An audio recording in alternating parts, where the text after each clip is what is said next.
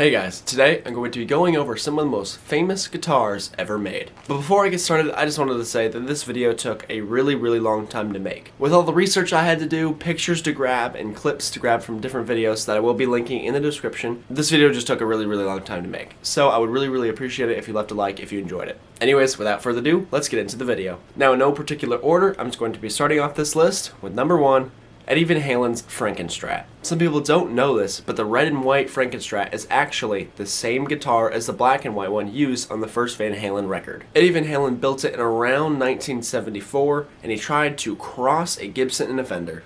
Oh, I was looking to, if you notice in old pictures, it had a Gibson sticker on it. Yeah, I've seen those pictures. And I don't know where I got that sticker, but that was the perfect thing, because what I was trying to do was cross-pollinate a Gibson with a Fender. In my opinion, he kind of created the Super Strat, because at that time, from what I could tell, nobody really created those types of instruments together. He didn't have enough money for the guitar he wanted, so he just created his own, and I really love that. At the time, nobody built their own guitars.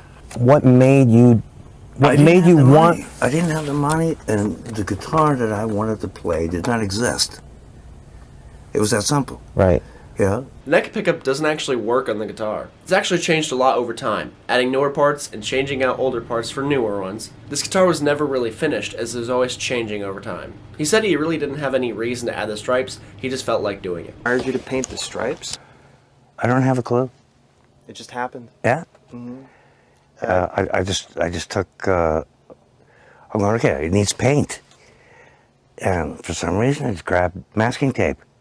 And I just started rolling it around on it, and then I painted it black first, and then I taped it for some reason, I don't know, and put tape on it, and then I spray painted it white. And I took the tape off, and then I used rubbing compound to smooth it out. I'm going, hey, it looks kind of neat. He went from black and white to yellow and black, which is now buried with Dimebag Darrell, to the normal Frankenstrat that we all know and love. Now, as we know, Eddie Van Halen passed away late of last year, so rest in peace to Eddie Van Halen. You are a guitar legend. Now, the Frankenstrat is currently in the National Museum of American History. Angus Young's SG. Angus has owned and used tons of SGs across his career, but he bought his first one from a local shop in the early 70s. He used this guitar for several years and has made modifications to it across its lifespan, which ended in 1978. But this isn't the guitar we're going to be talking about. The guitar we're going to be talking about is the SG used on Back in Black. This dark cherry SG with a cream poker chip has to be one of the most recognizable guitars of all time. Although Angus has used tons and tons of SGs, this one has to be the most recognizable. If you Google Angus Young's SG, most of the pictures are of this guitar. This guitar was also used in all of the Back in Black music videos, only furthering its popularity. Another very famous guitar is Angus's brother, Malcolm Young's 1963 Jet Firebird. This guitar was also unfortunately very hard to find information on.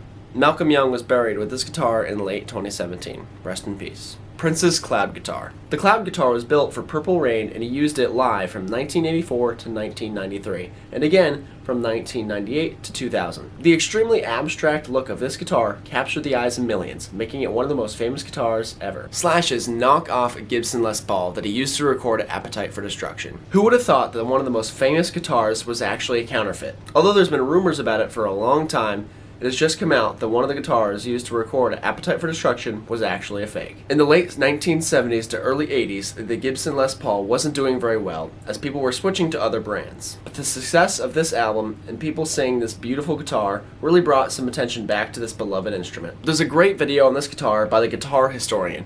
If you guys want to learn some more information and a much deeper look into this instrument, feel free to watch the video. It's a great watch. It'll be linked down in the description of this video, so feel free to show that channel some support. B.B. King's Lucille. This guitar is a very neat story in how it got its name, but honestly there's no better person to tell that story except for B.B. King himself. So, Mr. King, take it over. We used to play at this little nightclub. In winter it got quite cold there. They would take something look like a big garbage pail, half fill it with kerosene, light that fuel, set it in the middle of the dance floor, and that's what we used for heat in winter. Two guys started fighting one night, and one knocked the other one on this container. It was spilled on the floor. It looked like a river fire, and everybody started to run for the front door, including B.B. King. But when I got on the outside, I realized then that I'd left my guitar inside. I went back for it. The building was a wooden building, and it started burning rapidly. It started to fall in around me. I almost lost my life trying to save my guitar.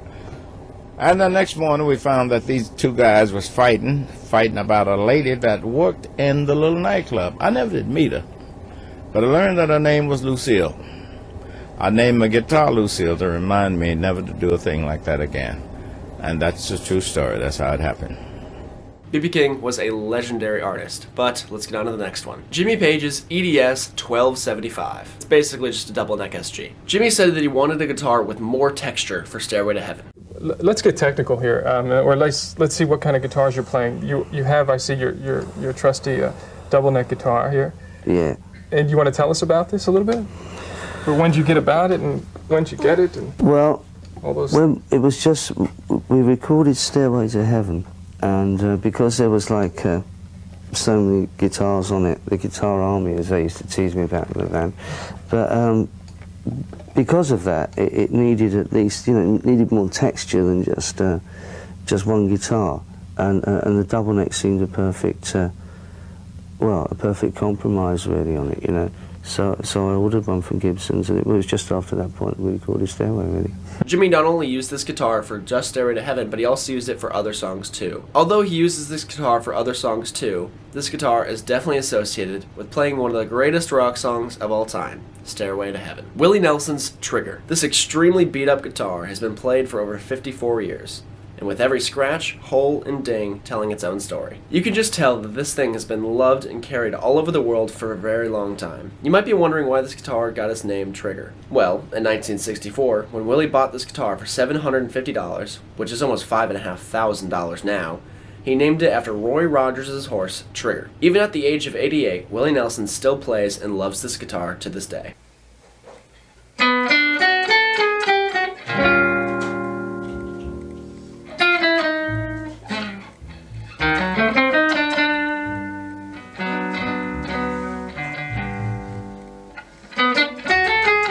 Well, I think that just about wraps it up for this video. Those were some of the most famous guitars ever. Like I mentioned earlier, this video was extremely hard to film as it took a long time to gather all the information for it. So if you enjoyed it, please leave a like, and if you want to see more content from me, please subscribe. There's also lots and lots of other guitars that probably should have been in this video, so if you think there's ones that I missed out on, please post them in the comments below, and I might make another one of these.